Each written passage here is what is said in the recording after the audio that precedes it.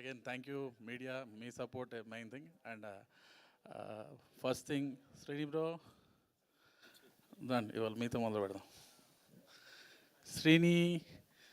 శ్రీని గుబ్బల first విక్రాంత్ని పిలిచి ఇదంతా start చేసే ముందు ఓపెన్గా మన విక్రాంత్కి చెప్పింది ఏంటంటే, వాట్ ఎవర్ డెసిషన్ మీరు తీసుకున్న దానికి నేను రెడీగా ఉంటా అండి, బట్ నాకు టైం ఫ్రేమ్ ఇదంతా ఎలాంటిది లేదు, బట్ బడ్జెట్ నాకు ఒకసారి ముందే క్లియర్గా చెప్తే నేను రెడీగా ఉంటా అంతే.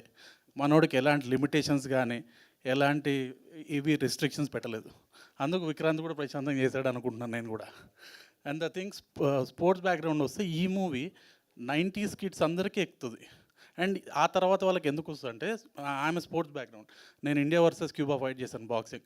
ఆ టైంలో పేపర్లో మాకు ఎక్కడ ఒక చిన్న master Krishna Chaitanya son of so and son వచ్చేది. ఇప్పుడు స్కోప్ చాలా ఉంది అందరికీ. And people will come to know, okay ఆ టైంలో స్పోర్ట్స్ మెన్ వాళ్ళందరూ ఎంత ఇబ్బంది పడ్డారు, ఒకవేళ వాడికి మెడల్ వచ్చిన తర్వాత కూడా వాళ్ళు ఎలాంటి ప్రాబ్లమ్స్ ఫేస్ చేశారు, ఆ రియాలిటీ ఇక్కడ కనిపిస్తుంది. Because this is real story కాబట్టి ఆ రియాలిటీ ఇక్కడ కనిపిస్తుంది. అండ్ స్పోర్ట్స్ మెన్ ఎవరైతే ఉన్నారో అందరికీ టచ్ అవుతుందండి ఇది. అండ్ ఈ జనరేషన్ కిడ్స్కి, ఓహో ఆ టైంలో ఇంత ప్రాబ్లం ఫేస్ చేశారా, ఇప్పుడు మనకి సోషల్ మీడియా ఇవన్నీ ఇంత హెల్ప్ఫుల్గా ఉన్నాయా అని ఈ జనరేషన్ కిడ్స్ కూడా బాగా క్లియర్గా అర్థమయ్యేటట్టు విక్రాంత్ చూపించాడు. Okay, please come. Okay Vikrant will take. Thank you అండి, thank you so much. And ఇప్పుడు ఈ సినిమాకి ఇంత అద్భుతమైన